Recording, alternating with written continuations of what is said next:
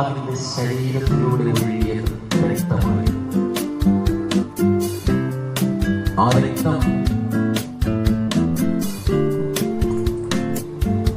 Science പറയുന്നത് അതികഠിനമായ വേദന ഉണ്ടാകുമ്പോൾ, മാനസിക സമ്മർദ്ദം ഉണ്ടാകുമ്പോൾ ഏതു മനുഷ്യരിൽ നിന്നും ശരീരത്തിന്റെ കോശങ്ങളിലൂടെ രക്തം പുറത്തുവരാം. ആ ഒഴുക്കിയ രക്തം, ആ വേദന, ആ ഹൃദയകാഠിന്യം എന്റെ കൂടെ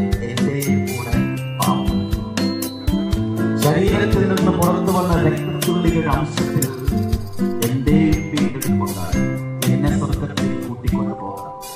ഞാൻ ചെയ്ത കൃത്യങ്ങൾ ക്ഷമിച്ചുകൊണ്ട് എന്നെ സ്വർഗത്തിലേക്ക് കൊണ്ടുപോകാനുള്ള കരുതലായിരുന്നു.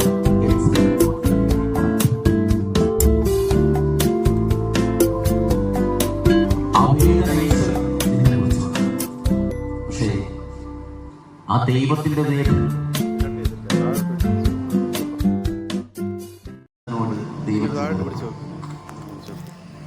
നമ്മൾ തന്നെ വിശുദ്ധീകരിക്കും. അസൂയയും വിദ്വേഷവും പകയും വഞ്ചനയും ചതിയും ഒരു മനുഷ്യന്റെ ഹൃദയത്തെ എപ്പോഴും നശിപ്പിച്ചുകൊണ്ടിരിക്കുന്നു. അതൊക്കെ എടുത്ത് മാറ്റാൻ ദൈവം, മനസ്സിൽ നിന്നെടുത്ത് മാറ്റാൻ, ഹൃദയവിശുദ്ധിയോടെ ജീവിക്കാൻ ദൈവം നമ്മൾ ആവശ്യപ്പെടുന്നു. എങ്കിലാണ് സ്വർഗരാജ്യത്തിൽ പ്രവേശിക്കാൻ സാധ്യം.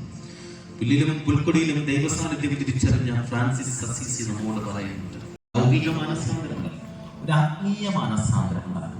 പത്രോസിനെ പോലെ